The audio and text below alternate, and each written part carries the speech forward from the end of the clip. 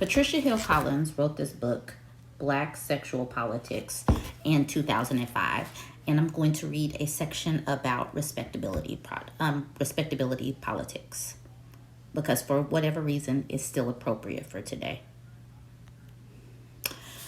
Those who embraced a politics of respectability aim to provide dignity for working class African American women, migrants who led hard lives, yet the actual programs targeted toward working class women clearly advised them to emulate the respectability of middle class female role models. Despite being embedded in racially segregated communities, the politics of respectability basically aimed for white approval.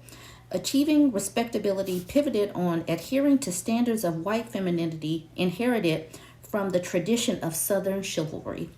Not only were these standards difficult for Black female industrial and domestic workers to achieve, to the dismay of middle-class performers, many working-class women rejected them.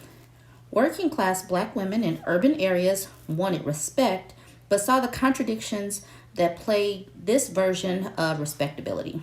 Sexuality was one of the few realms in which masses of African American women could exercise autonomy and thus tangibly distinguish themselves as free women, both from the sexual exploitation of slavery as well as the demands of having 13 babies in insular Southern rural families.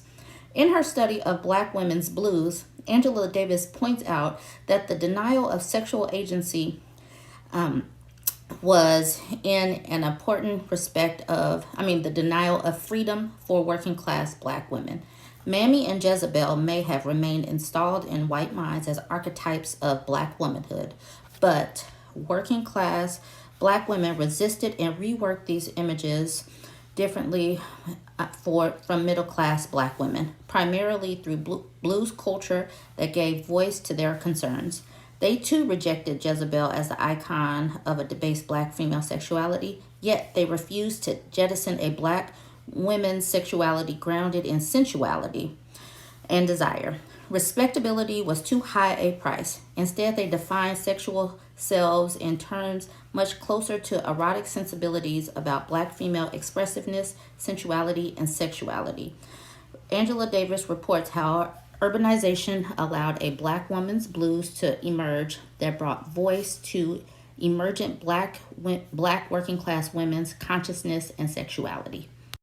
Basically, this purity culture versus Black women and sexuality has been going on for way too long, and we deserve better than this conversation.